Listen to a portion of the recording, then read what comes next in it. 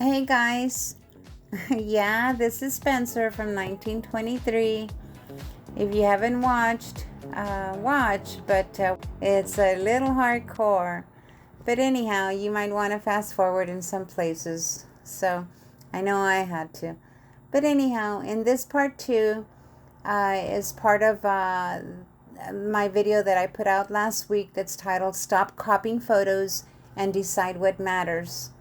And in part one, I was able to build the foundation, the structure, and we talked a little bit about values and edges, focal point, and brushwork.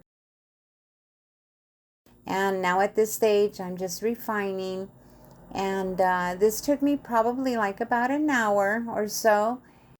I just shortened it so it wouldn't take up so much of your time. I'm looking for edges that are maybe too sharp, maybe not sharp enough, maybe areas that start to feel a little overworked. But one of the biggest things that I'm adjusting here are the highlights, and I'm adding like the right cheek. I added its highlight and then I toned it down a bit to keep guiding the viewer to his eyes, because that's what I want my focal point to be. So not removing the highlight, just softening it up a bit, because I want the eyes to stay as the strongest point in the painting, okay? And I'm also paying close attention to the edges. This is where a lot of paintings get overworked. They actually try defining everything, and it becomes too overworked. Okay, so try not to do that. Softening up parts of the painting and letting them fade into each other, like the right side of the jacket, will help you. Not everything needs to be sharp because there's no focal point if you do that.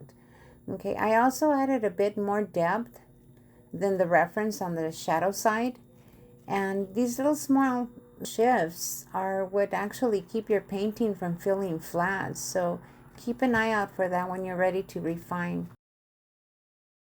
Details like the beard, I'm not painting every hair.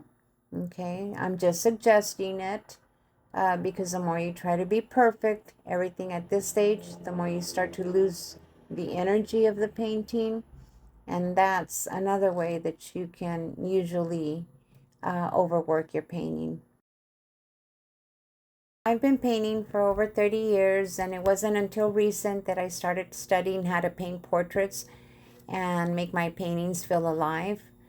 But I practiced a lot. And that's what practice does, right? And it teaches you what actually matters. So it teaches you where to blend, where not to blend, where you can show your brush strokes and so forth. And also keep in mind that this video would probably make more sense if you've seen part one already. So if you haven't, I invite you to go to my playlist. I dropped it last Saturday, and it should be on there under portraits. Okay, and here I'm just touching up his highlights on his lip. I had already put a medium tone highlight, and now I'm just adding a lighter tone.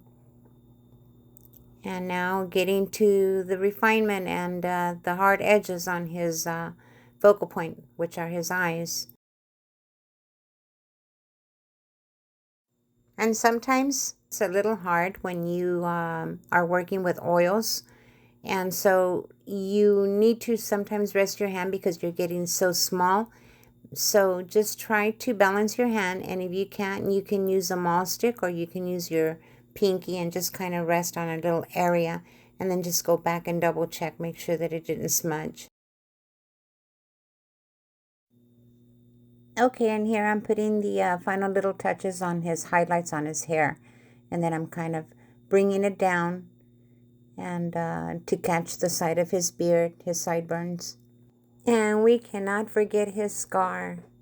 He was a tough man on that movie. So basically what I'm doing is I used a little bit of alizarin crimson and a tiny bit of blue to darken it. And then I just dabbed on there in little areas and just followed the source. and then I had lightened it a little bit, and then I put a little tiny bit of cad red. When you're creating the color of the eye and the highlight or the lighting is hitting from the certain direction, you go the opposite. So right here, the lighting is on the right side, and I'm trying to incorporate my blue color to the left of it. So in other words, where the shadow is at. And then of course the catch light goes on the side of the light. He has a little bit of indentation there on the top of his eyelid, and then I kind of lift up his eyebrow right there. Now adding a little bit of highlights on there on his eye, making them pop, because remember, this is our focal point.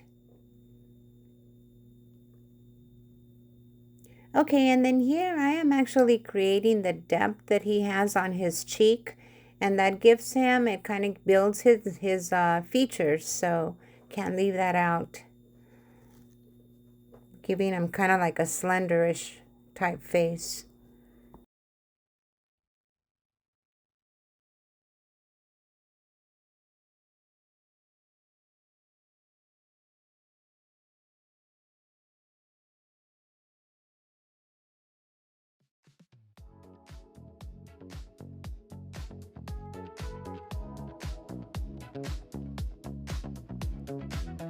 Okay, this is fun right here, creating the highlights like this. Let me show you a picture real quick of some highlights that I created. I didn't know how to do this effect until I kept on practicing and trying to figure it out. And basically all you do is just get some paint on your brush. Make sure that you have no thinner, it's just paint. And just from the side of your brush, just kind of dab it on there, and just do it slowly, because you could put too much paint, kind of like I did at the beginning, but you can tone it down, just let it set for a little bit. And that's to give it that water effect with a little bit of glimmer in there.